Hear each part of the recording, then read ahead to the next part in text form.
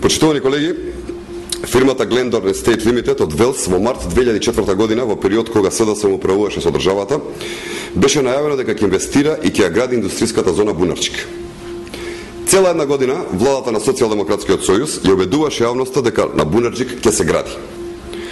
Но таму работите тапкаа во место, не се инвестираше ништо. Откако стана јасно дека СДСМ отворено лаже, една година подоцна, во април 2005 година, договорот со Glendor Estate Limited беше раскинат.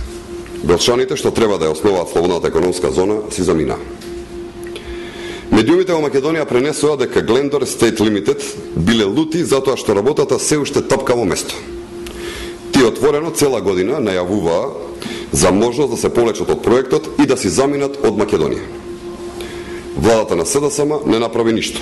Избрка уште еден инвеститор и тоа Македонија ја чинеше пропаѓање на уште една голема странска инвестиција, губење на можност за нови вработувања и раздвижување на економијата. Социјалдемократскиот сојуз со бркањето на странските инвестиции и упропустувањето на можноста за нови вработувања ги штитеа своите финансиери и своите олигарси.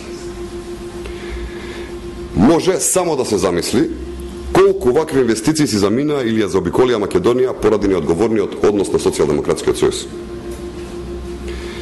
Требаше СДСМ да се замине од власт за да економската зона Бунарчик проработи. И тоа добро.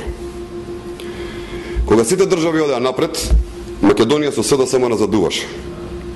Затоа СДСМ не сака да даде отчет каде одеа парите во нивното време и зашто се трошеа. Сега она што се инвестира се гледа, а во време на СДСМ парите се трошеа, а ништо не се градеше. Тие пари се крадеа. Затоа тие бегаат од одговорноста на прашањето каде завршија над 5 милиарди евра од имотот кој што беше разграбен во време на приватизацијата на Бранко Црвенковски. СДСМ свесно ги бркаше странските инвестиции и СДСМ ниту една шајка не закава, а камоли нешто да изгради за доброто на Република Македонија.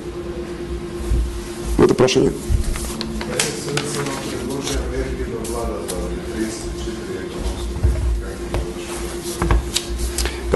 Тие беа доволно и предоволно на власт во Република Македонија, има доволно време да ги покажат своите економски капацитети.